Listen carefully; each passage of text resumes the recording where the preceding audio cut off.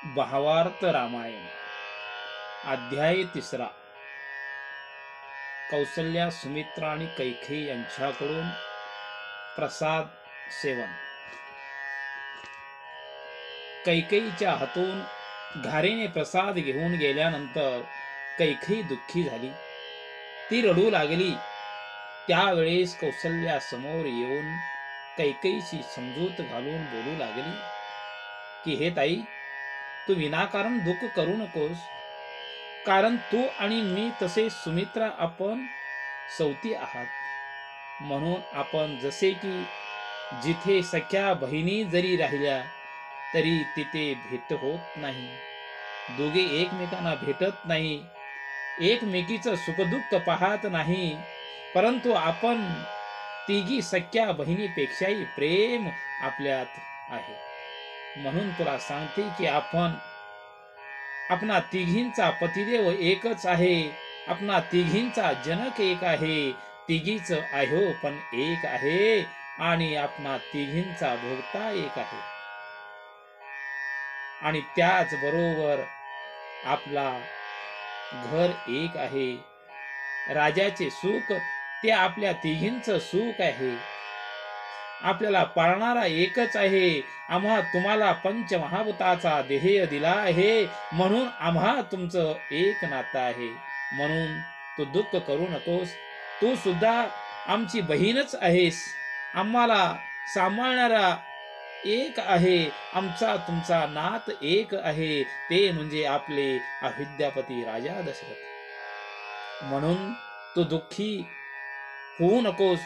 तुला एक उदाहरण देते की लोक दुसऱ्याच्या दुःखात सुख मानतात ते अतिमूर्ख असतात। जे लोक दुःख पाहून आनंदित होतात ते लोक या सृष्टीवरील ब्रह्मराक्षस होतात, ते सात्विक नसतात। हे लोक तिन्ही लोकांमध्ये ब्रह्मराक्षस होऊन आपलं जीवन जगत असतात, त्यातील लोकांना कधीच परक्यांचे सुख बरे वाटत नाही, असे लोक मूर्ख असतात। आणि पुढे जाऊन कौसल्या कैकेयीशी बोलू लागली, हे ताई, तू राहावं पुत्राविना आणि आम्हाला पुत्र व्हावं असं जर आम्हाला वाटत असेल तर आमचे पूर्वज नरकात जातील आणि तो दोष त्रिभुवनात जाईल। म्हणून म्हणते की हे पाणी आहे ते प्यायचे आहे, परंतु ते पाणी गरम आहे, अन्न आहे परंतु ते वाळलेलं आहे, असं होऊ देणार नाही। कौसल्या व सुमित्रा या स्वतःच्या प्रासादातील अर्धा भाग देतात। कौसल्याचे बोलणे ऐकून कैकेयीला समाधान वाटले, आणि त्यावेळेस गरीबाला एकदम धन लाभावे, आंधळ्याला अचानक दृष्टी यावी आणि मर्त्याला अमृत पाजावं असा आनंद कैकेयीला झाला। पुढील बोलल्याप्रमाणे कौसल्याने आपल्या प्रसादाचा अर्धा भाग दिला, तसे सुमित्रानेही दिला, आणि सर्वांना आनंद झाला। नंतर वसिष्ठ मुनीला आनंद झाला, त्याच प्रमाणे नारद सुद्धा उड्या मारून आनंद व्यक्त करू लागले आणि म्हणू लागले, माझ्या वाल्मिकाचे बोल खरे ठरले, माझ्या वाल्मिकाचे बोल खरे ठरले।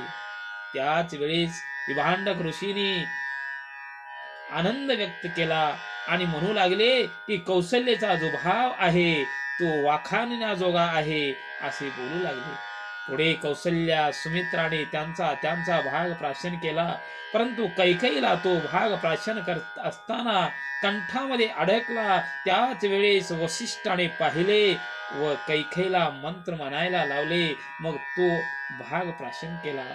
पुढे नाथ महाराज सत्संगाचे वर्णन करतात आणि म्हणतात की बाबा रे, आता सर्वांचा उद्धार होणार आहे, धन्य धन्य राजा दशरथ आणि त्यांना लाभलेले पुरोहित, अशा सत्संगामुळे कोट्यानुकोटी जीवाचा उद्धार होणार आहे।